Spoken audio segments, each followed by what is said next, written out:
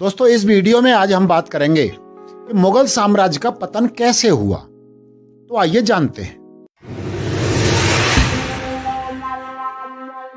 दोस्तों, मुगल साम्राज्य पूर्व आधुनिक युग के दौरान मध्य एशिया के सबसे बड़े साम्राज्यों में से एक था। उनकी वैभवशाली संपत्ति की खबर यूरोपीय देशों में गर्म थी। इन कहानियों से अंग्रेज आकर्षित हुए और उन्होंने भारत पर शासन करने की साजिश रची। यह संस्कृति, विरासत, सोना, महंगे पत्थरों से समृद्ध था, इसलिए इसकी तुलना तुर्की और फारसी साम्राज्य से की जाती थी। मुगलों की दरबारी संस्कृति अत्यंत परिष्कृत थी, लेकिन जैसा कि हम जानते हैं, अंत में सब कुछ बिखर जाएगा। मुगल साम्राज्य के पतन के पीछे कई कारण हैं। पहले जानते हैं मुगलों के इतिहास के बारे में। मुगल साम्राज्य ने 16वीं और 17वीं शताब्दी के दौरान भारत, पाकिस्तान और बांग्लादेश की भूमि पर शासन किया। मुगल जातीयता से मंगोल थे, लेकिन धर्म से इस्लामी थे। पहला मुगल साम्राज्य बाबर का था। वह दिल्ली में अफगान शासन के बाद 1526 में एक स्थिर साम्राज्य स्थापित करने वाला व्यक्ति था। ऐसा कहा जाता है कि बाबर चंगेज खान और टैमरलिन नाम के दोनों खतरनाक नेताओं से जुड़ा हुआ था। बाबर के बाद उसके पुत्र हुमायूं ने साम्राज्य को संभाला। हुमायूं का पुत्र अकबर भारतीय इतिहास के सबसे प्रसिद्ध सम्राटों में से एक था। उसके काल में मुगल साम्राज्य का काफी विस्तार हुआ। दक्षिण भारत के कुछ राज्यों को छोड़कर संपूर्ण भारतीय उपमहाद्वीप उसके शासन के अधीन था। वह न केवल एक महान योद्धा था, बल्कि एक महान शासक भी था। उसके अधीन दूसरे धर्म के लोग सुरक्षित महसूस करते थे।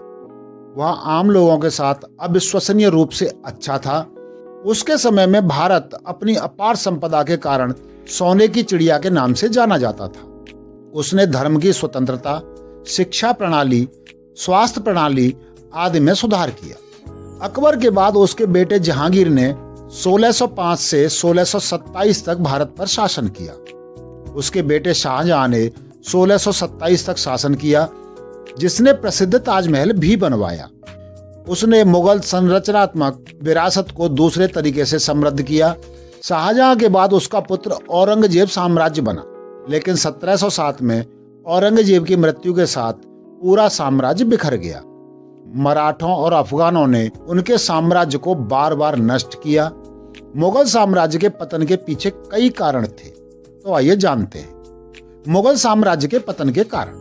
यदि आप इतिहास पर नजर डालें तो आप देखेंगे कि मुगल साम्राज्य के पतन के पीछे कई कारण थे। जहांगीर के बाद के शासक कमजोर और फिजूल खर्ची करने वाले माने जाते थे। तो आइए डालते हैं एक नजर इतिहास पर। कमजोर इरादों वाले शासक। मुगल शासक अपने बाद के जीवन में कमजोर इरादों वाले और आलसी शासक बन गए थे। औरंगजेब के बाद शासक अयोग्य हो गए थे। उनका अधिकतर समय शराब और औरतों में बर्बाद होता था। वे अपना दरबार चलाने में बहुत आलसी हो गए थे। उनकी फैंसी आदतों और विलासिता के प्रति प्रेम ने उन्हें बहुत बुरा शासक बना दिया था। मुगल साम्राज्य के पतन का कारण उनकी कमजोर मानसिकता थी। दूसरा, विदेशी सेना द्वारा बार बार आक्रमण। मुगल साम्राज्य पर कई अफगान शासकों द्वारा आक्रमण किया गया। इनमें से नादिर शाह ने 1739 में दिल्ली को खतरनाक ढंग से लूटा।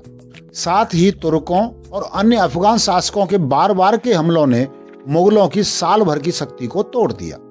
तीसरा, मराठा साम्राज्य द्वारा बार बार आक्रमण। आंतरिक रूप से मुगलों पर मराठा नेताओं द्वारा उदारतापूर्वक आक्रमण किए गए।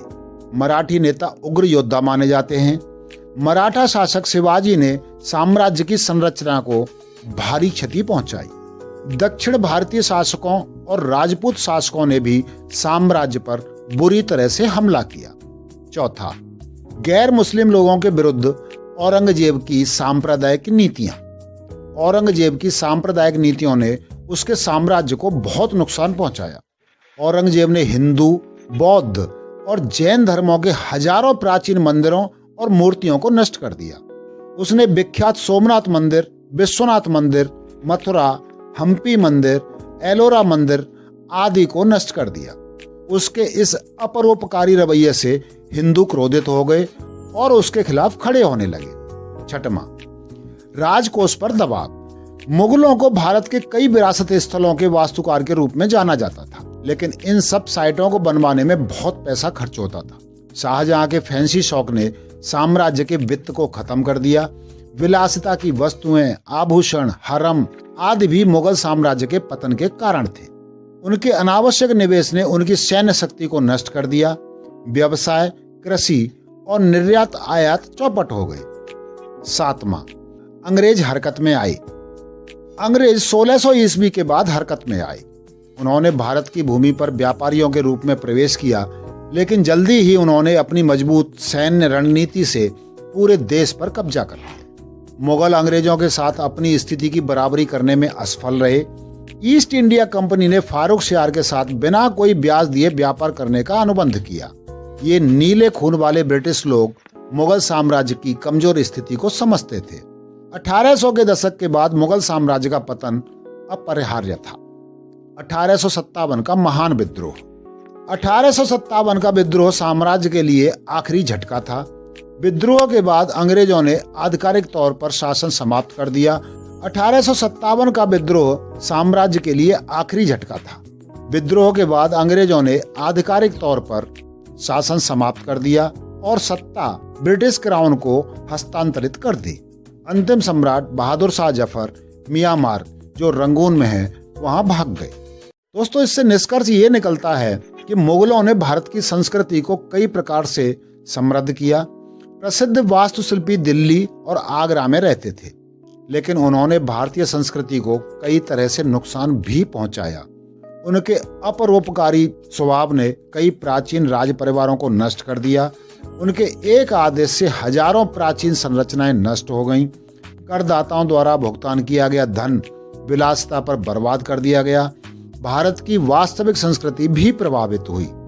मुगल साम्राज्य के पतन के साथ ही इतिहास में एक नए युग का सूत्रपात हुआ। तो दोस्तों, ये जानकारी थी मुगलों के पतन के बारे में। उम्मीद है आपको वीडियो पसंद आया होगा। धन्यवाद।